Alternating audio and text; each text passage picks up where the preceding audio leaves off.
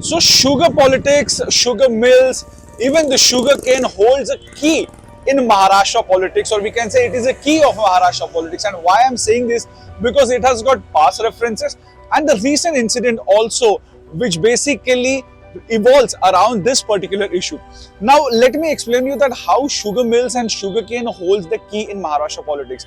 If you remember that whenever the elections of any sugar mill comes or the sugar cooperative mill comes, we have always seen that the big wigs from all the parties, whether it's Congress, NCP, Shiv Sena, and for that matter BJP also, they come into the play. Either these big leaders themselves enter into this election, or they actually support the panel or back the panel.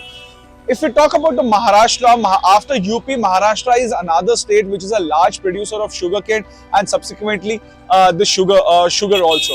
And if we go across the western Maharashtra and even towards the Nasik or Ahmednagar, you will find lot of sugar mills, and these sugar mills are connected with the politicians. There are 9 such sugar mills who had basically applied for a loan to the center government.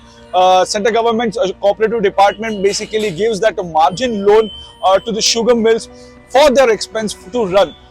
These 9 sugar mills basically are connected directly, indirectly with the top BJP leaders of Maharashtra. But the center government or the center government's ministry, the cooperative ministry with Amit Shah basically leading, had outrightly rejected their application, citing the technical reasons of these sugar mills. Clause which the center government or the cooperative ministry has put, that if the state government is ready to take the responsibility of the repayment of the loan, then only we will think about the proposal of these 9 sugar mills. The Maharashtra cabinet basically did discuss this issue, and while discussing, the BJP ministers, or we can say some BJP ministers, the cabinet minister only raised the issue that we cannot give loan or we cannot approve the loan for these particular or some particular sugar mills which have got a direct connection with the politicians.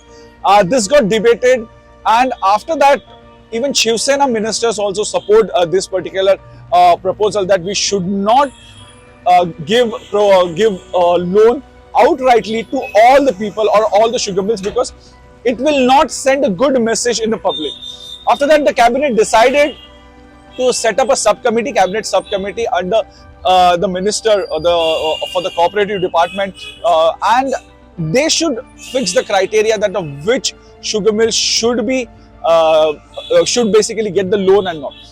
But surprisingly, as I said, that all these 9 sugar mills were or are connected with the politicians.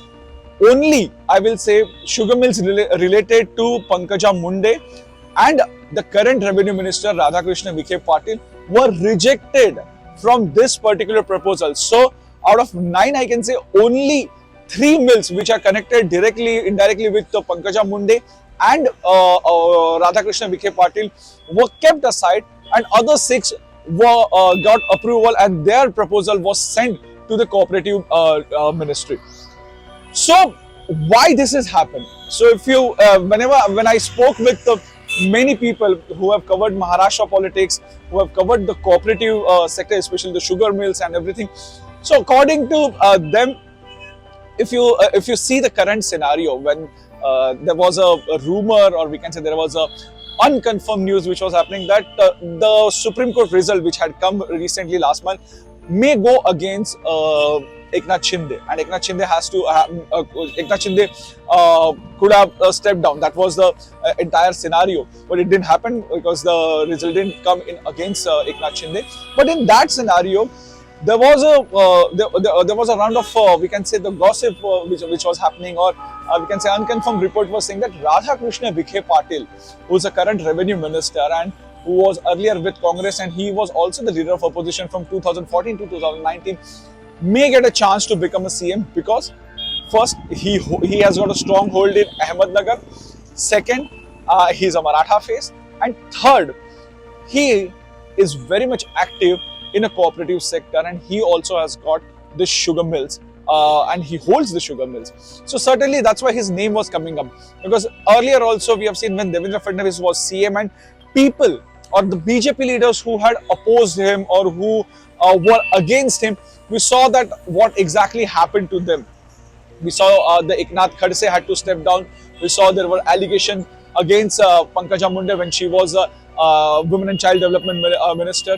So even we saw that Vinod Tawde, who had also faced a degree row. So people or the leaders who were against the Devendra Fadnavis and his camp had faced some kind of criticism during 2014 to 19. So here also we can say that Radhakrishna Vikhe Patil, basically who's getting the consideration of a next CM if the BJP comes in a large number in the state.